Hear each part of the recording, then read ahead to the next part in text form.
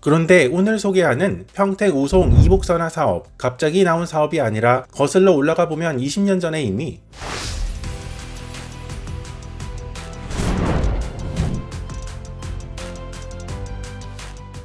오늘 소개하는 노선은 평택 오송 이복선화 사업입니다. 총 길이 46.4km, 사실 이 구간에는 이미 KTX와 SRT가 지나는 선로가 있기는 하지만 복선 선로를 또 만드는 것입니다. 평택 오송 이복선화 사업은 올해 6월 착공하였고 2028년에 완공할 예정입니다. 이 노선은 지하 대심도로 지어집니다. 지금 다니는 고속선로 지하 40m 아래에 대심도로 터널을 만들어 여기로 열차가 지나게 될 것입니다. 이 노선이 만들어지면 선로 용량은 2배로 증가, 현재 하루 190회 정도의 이 구간 선로 용량이 380회로 크게 증가하며 이 구간에서 선로 병목 현상이 사라짐은 물론 수요에 따라 더 많은 고속열차 투입이 가능해집니다. 총 건설비 3조 1천억 원 정도 드는 이 지하 새로운 선로는 시속 400km급으로 다닐 수 있도록 설계되었습니다. 즉 앞으로 고속열차 속도 향상의 기반이 마련된다고 볼 수 있습니다. 그런데 지금도 열차가 잘 다니는 이 구간에 왜 복선 선로를 또 하나 만드는지 이어서 살펴보도록 하겠습니다.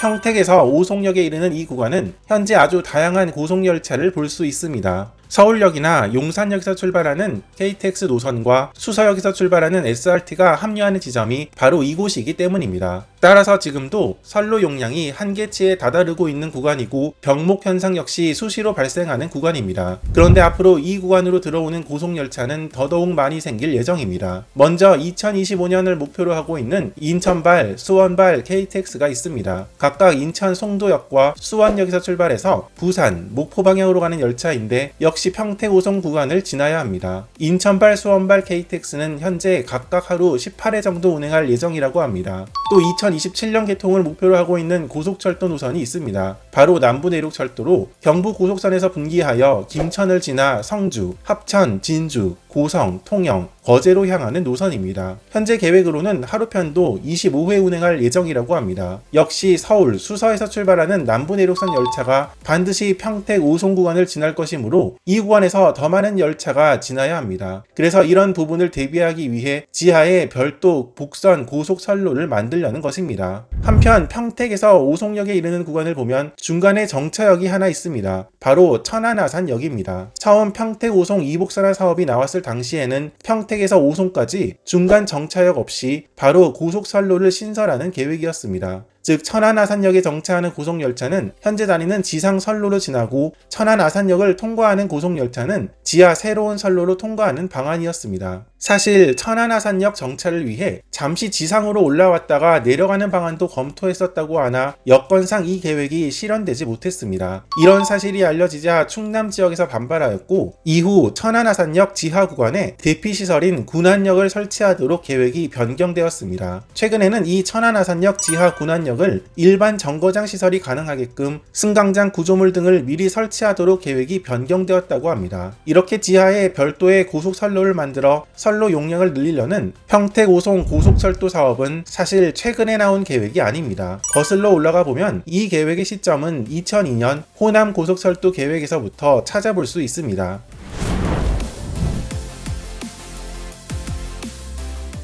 지금은 호남 고속철도 하면 오송역에서부터 광주 송정역까지 구간을 말하지만 사실 지금의 수서발 노선 그리고 오늘 소개하는 평택 오송 고속철도 구간도 호남 고속철도 계획에 포함되어 있었습니다. 2002년 당시에는 서울의 출발역을 양재 혹은 수서 둘 중 하나로 정하고 화성시 향남 정도에서 현 경부고속선로 구간으로 합류, 중부권 분기역을 지나 광주, 목포로 향할 계획이었으며 아예 서울에서 목포까지 별도의 고속선로를 신설할 계획이었습니다. 다만 단계적으로 추진하여 우선 1단계로 중부권 분기역에서 익산 구간만 먼저 짓고 서울 출발역에서 중부권 분기역까지는 2단계, 익산에서 목포 3단계로 하고 강남권 서울 출발역과 용산역을 잇는 계획도 있었습니다. 그러다가 2003년 강남권 출발역을 수서역으로 정하고 수서역에서 향남 구간을 1단계로 포함시키기로 계획을 변경합니다. 나머지는 2단계, 3단계로 추진하도록 결정하였습니다. 그러나 호남 고속철도의 예상 이용객이 너무 적어 경제성이 떨어질 것이 우려되어 이 아예 새로운 선로를 신설하는 계획을 바꿀 수밖에 없었는데 중부권 분기역, 현재 오송역에서부터 광주 송정역만 짓고 서울 출발역은 용산역을 유지하는 것으로 변경한 것입니다. 이 구간은 2015년에 개통하였습니다. 구간과 건설 방식이 바뀌긴 했지만 2016년에 개통한 SRT가 다니고 있는 수서역에서부터 평택에 이르는 구간, 그리고 2028년 개통 예정인 평택 오송 고속철도 구간은 사실 호남 고속철도 처음 계획의 일부였다고 볼 수 있겠습니다.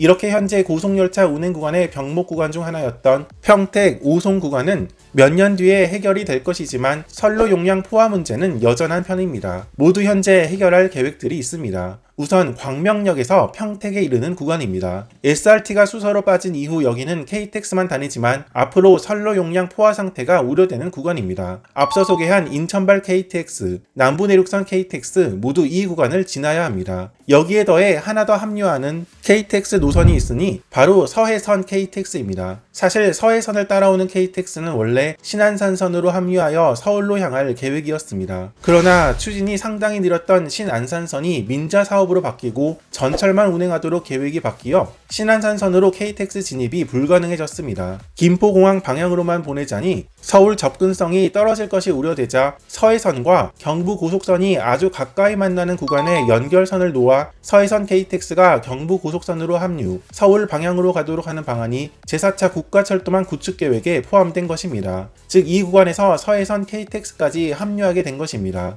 그래서 광명에서 평택 구간 역시 이복선화하는 계획이 지난 제4차 국가철도망 구축 계획에 포함되었습니다. 한편 현재 광명역에서 출발한 KTX는 금천구청역에서 ITX 새마을, 무궁화호가 다니는 기존선으로 합류하여 서울역, 용산역으로 향합니다. 당연히 이 구간 역시 선로 용량이 상당히 부족한 구간입니다. 여기도 아예 고속선로를 깔아 광명역에서 지하로 서울역과 용산역으로 향하는 수색 광명 고속철도 계획이 진행 중에 있습니다. 사실 1990년대부터 시작된 경부 고속철도 초기 계획 자체가 지금처럼 기존선을 경유하지 않고 아예 서울에서 부산까지 고속선로를 따로 설치하는 것이었으니 이 초기 계획이 실현된다고 볼 수 있겠습니다. 수색 광명 고속철도 계획은 2022년 6월 예비 타당성 조사에 통과하였으며 2025년에 착공하여 2030년에 완공할 예정입니다. 이 전용 선로가 만들어지면 금천구청역에서 서울역까지 선로 용량 문제가 해결되면 물론 소요시간도 단축되어 서울역에서 광명역은 10분, 행신역에서 광명역은 20분 정도로 예상된다고 하니 KTX의 운행 소요시간 단축 효과까지 가져올 것입니다. 마지막 한 구간 더 있는데 강릉, 동해, 안동 방향으로 향하는 KTX 구간입니다. 서울역에서 강릉으로 가는 KTX는 현재 경의중앙선 선로를 따라 청량리, 상봉역을 지나고 있습니다. 청량리역에서부터 망우역까지 이 중앙선 구간의 선로 용량이 거의 포화 상태에 다다랐으며 이복선화가 시급하다고 볼 수 있습니다. 이 구간은 현재 추진 중인 GTX-B 노선이 이 문제를 해결할 것으로 보입니다. GTX-B는 상봉역을 지나 경춘선을 따라 마성역으로 향하지만 GTX-B와 중앙선 방향으로도 연결 선로를 놓을 계획이 있습니다. GTX-B가 서울, 용산, 청량리, 상봉 등 주요 철도역을 모두 통과하는 만큼 이 노선이 개통한다면 기존 중앙선 구간의 선로 용량 문제 해결은 물론 강릉, 중앙선 구간의 KTX 증편까지도 가능할 것입니다. 정리해보면 오늘 소개한 평택 오송 고속철도 계획은 현재 서울로 향하는 고속열차 노선의 선로 용량 문제 해결을 위한 첫 번째 노선이라고 볼 수 있으며 앞으로 지하 대심도를 활용하여 이런 선로 용량 문제를 해결할 수 있을 것으로 보입니다.